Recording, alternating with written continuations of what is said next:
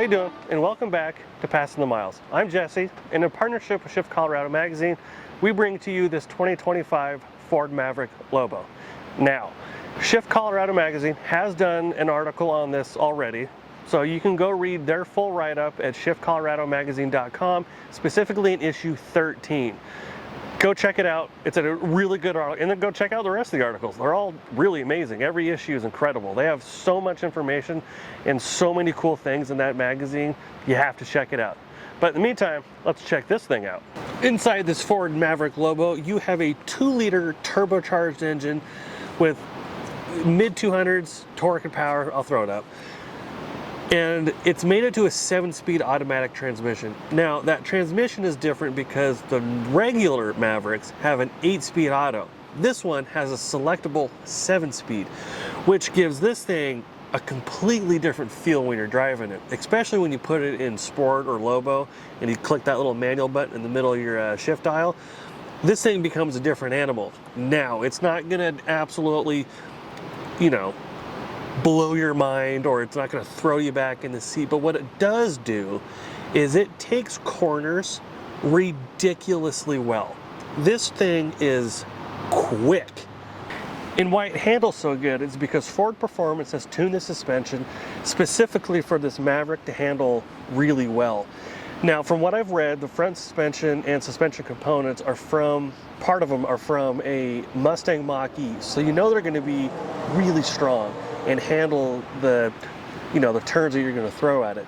You also get the cooling and front brakes from the Eurospec Focus ST. That's what I've heard. Seems like that's the general consensus, so if it is, awesome. It feels like it anyway.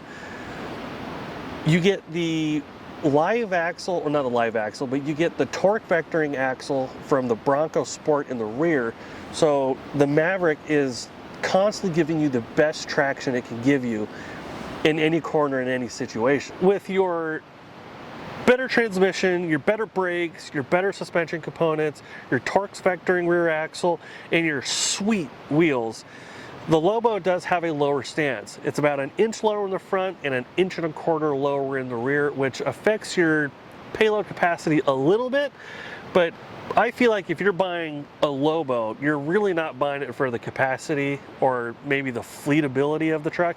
You want it because it's a performance truck.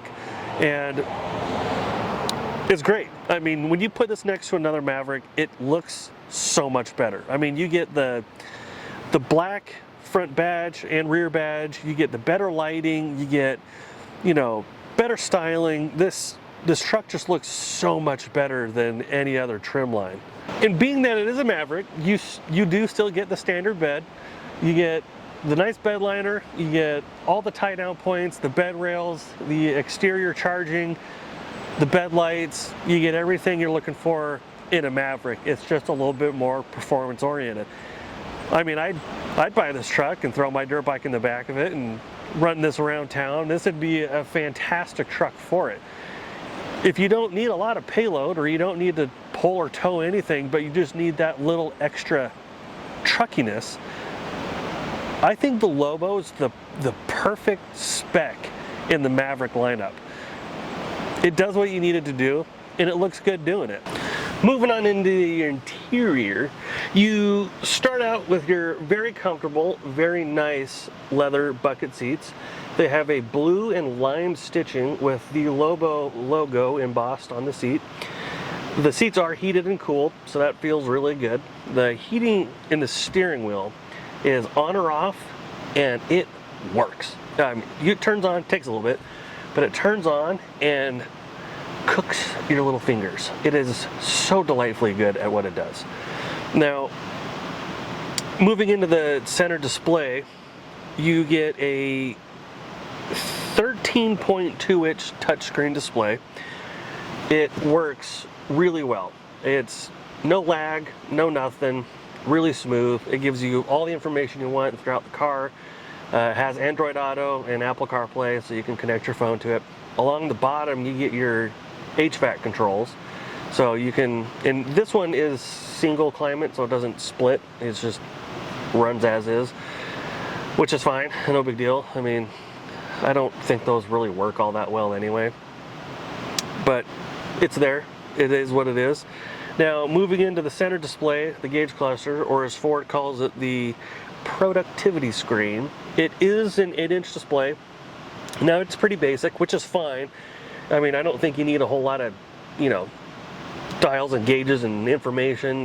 It does what it needs to do. It gives you your RPMs, it gives you your speed, you get a speed limit sign down in the bottom corner so you can see what your speed limit is on the road, and your fuel gauge. Now, you can go through basic stuff like trim information or, you know, vehicle settings, simple things like that. You can put navigation on it, but all it gives you is a compass and the street name you're on, or the name of the street you're on. So it works. I mean, it does what it needs to do. The steering wheel is nice. It's leather wrapped with the same colored stitching. It gives you all your cruise control settings, your, you know, hands-free stuff, and your mode buttons that you can switch between the actual drive modes. The back seats, they're pretty small. I mean, it's a small truck, so I don't see why you'd think that it would just magically be very large back there. But if you have kids, they'll fit fine. If you're just moving stuff, that's fine too. If you have bigger friends or tall friends, they're probably going to be a little squished. But, you know, maybe they should get their own car. Below your screen, you do have, you know, basic controls. You have your trailer brake, your volume knob, your forward and backward for your music, which is an interesting spot, but, you know, it works. You get your camera button so you can see what's going on around the car. You have charging down below. You also do get a nice little sunroof that opens completely, and you can close, you know, your shade. So it works pretty well. The door handles in the door panels are really cool. Even the dash, they have these geometric displays on them, which I think are pretty interesting because you don't see a lot of, you know, design patterns like that in many cars. The door handles are really cool. I like the little half design on them where you can just pull on it.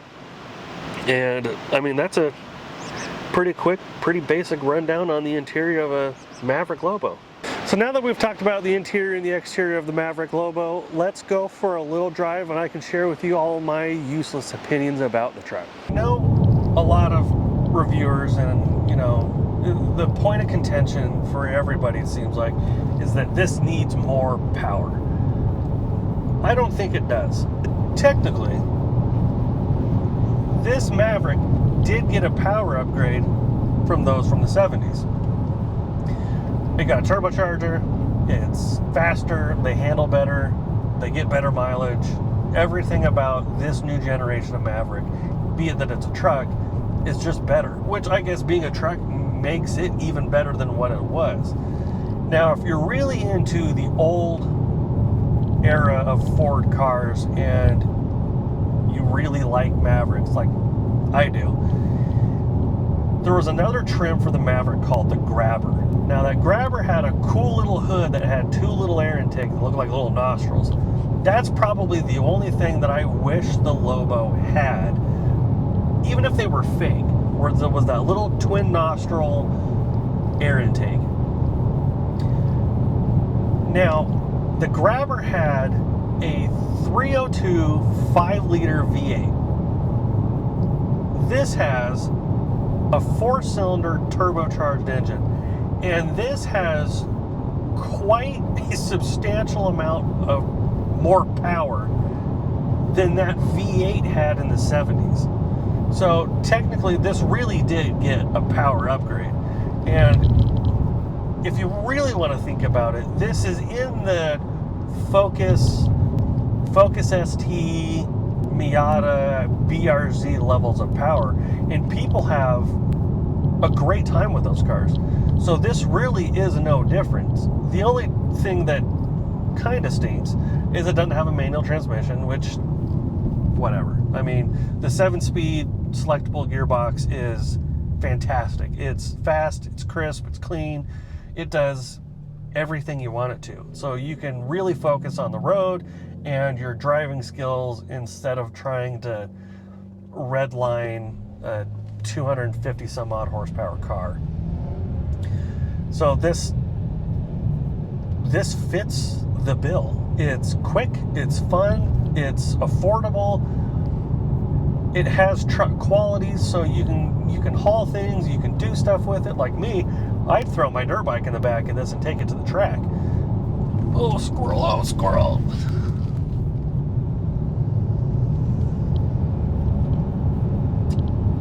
Well, we didn't hit the squirrel.